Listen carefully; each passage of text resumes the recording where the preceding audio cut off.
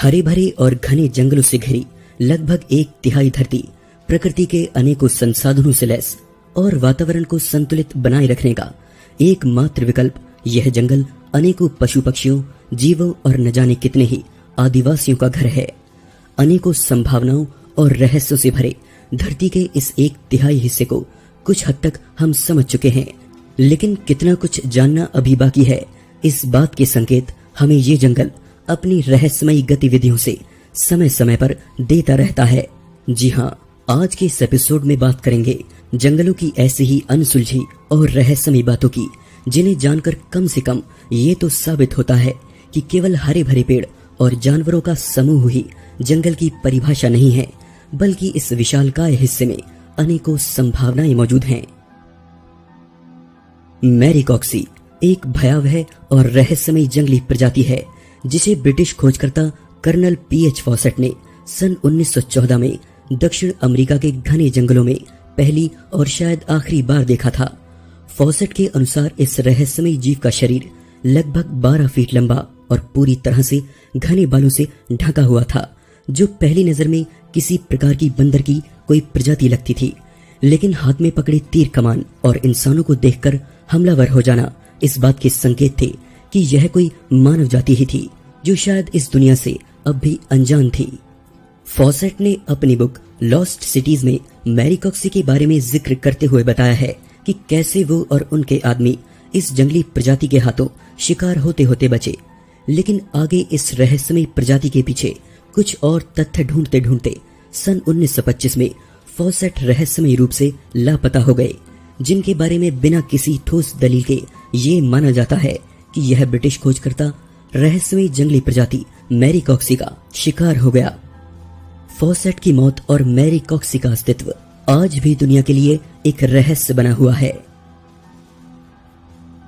Sentinelese जनजाति हिंद महासागर के उत्तरी छोर पर स्थित सेंटिनल द्वीप और इसमें रहने वाली सेंटिनलीज जनजाति ऐसी ही रहस्यमयी और अनसुलझी बातों के लिए मशहूर है, जहां मान्यताओं के आधार पर यह जनजाति लगभग पिछले 60,000 सालों से इन जंगलों में रह रही है और आज तक कोई भी सभ्यता इनसे मिलकर इन्हें जानने में कामयाब नहीं हुई। माना जाता है कि इनका भेद जानने के लिए जो भी इनके ज्यादा करीब गया वह इनके हाथों मारा गया।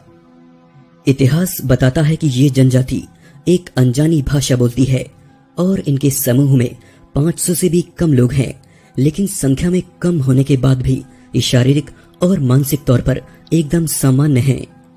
लेकिन साल 2004 में आई भयंकर सुनामी लहरों ने इस अनजानी जनजाति के इतिहास में सबसे बड़ा रहस्य जोड़ दिया। एक ऐसी सुनामी जिससे हिंद महासागर के लगभग सभी छोरों पर भयंकर तबाही मच गई थी। लाखों लोग बेघर हो गए थे और न जाने कितनी ही जाने गई थी।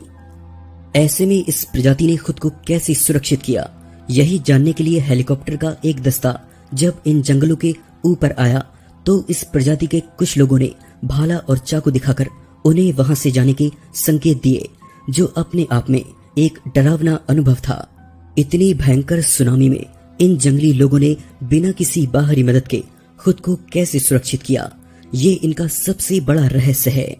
शायद आने वाली पीढ़ी इन लोगों से मिलकर इनका राज जान पाने में सफल हो जाए, लेकिन अभी के लिए ये जनजाति एक रहस्य ही है। जंगल से आई एक रहस्यमयी बीमारी।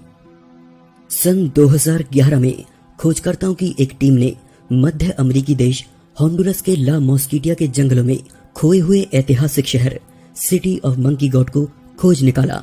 इस प्राचीन शहर में सन 1520 तक एज़टेक सभ्यता के लोग निवास करते थे, जिनकी एक अजीब बीमारी की महामारी से मौत हो गई, और तभी से यह शहर दुनिया से बिल्कुल अनजान इस वीरान जंगल में अपने फिर से खोजे जाने का इंतजार कर रहा था। पौराणिक कहानियों के अनुसार इस हरे भरे शहर को भगवान का श्राप लगा था, जिसमें उसने एक भयंकर बीमारी देकर यहाँ के सभी लोगों को खत्म कर दिया।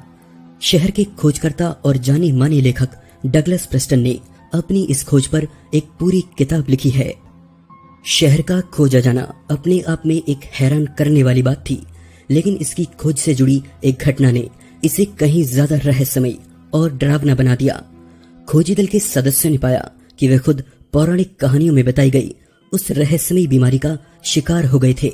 ये वही बीमारी थी जिसने उस दौरान पूरे के पूरे शहर का सफाया कर दिया था। इस रहस्यमयी बीमारी के कारण दल के सदस्य धीरे धीरे अपने चेहरे को खत्म होता महसूस कर रहे थे। प्रेस्टन इस अजीब बीमारी के बारे में लिखते हुए बताते हैं, एक अजीब सी परजीवी ने उनके होठ और नाक की श्लेष्म झिल्ली को खाना शुरू कर दिया था, जिसकी वजह से उनके नाक और होठ धीरे धीरे खत्म हो रहे थे। उनकी नाक और होठ परजीवी के खाने की वजह से लगातार गिर गिर कर खोखले हो रहे थे, जिससे सभी सदस्यों के चेहरों पर एक बड़ा सा छेद बनता जा रहा था। इस रहस्यमयी और शापित बीमारी की वजह से पूरे दल को मेडिकल सहायता की जरूरत पड़ी। इसके बाद उनका दल डरकर वहां से लौट आया। वो अपने साथ वहां से जुटाई केवल कुछ कलाकृतियां ही ला पाए। अपने इस डरावने अनुभव के बाद पूरे दल ने फैसला लिया कि वे फिर कभी उस जंगल में वापस नहीं लौटेंगे। दल के रहस्यमयी और भयावह अनुभव ने इसे जंगल की सबसे बड़े रहस्यों में से एक बना दिया। वहीं प्रेस्टन मानते हैं कि इस घने जंगल में कई और गहरे राज अब भी दफन हैं।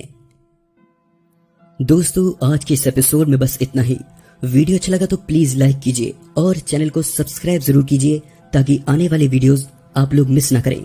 फिर से मिलेंगे एक नए एपिसोड में, तब तक के लिए नमस्कार।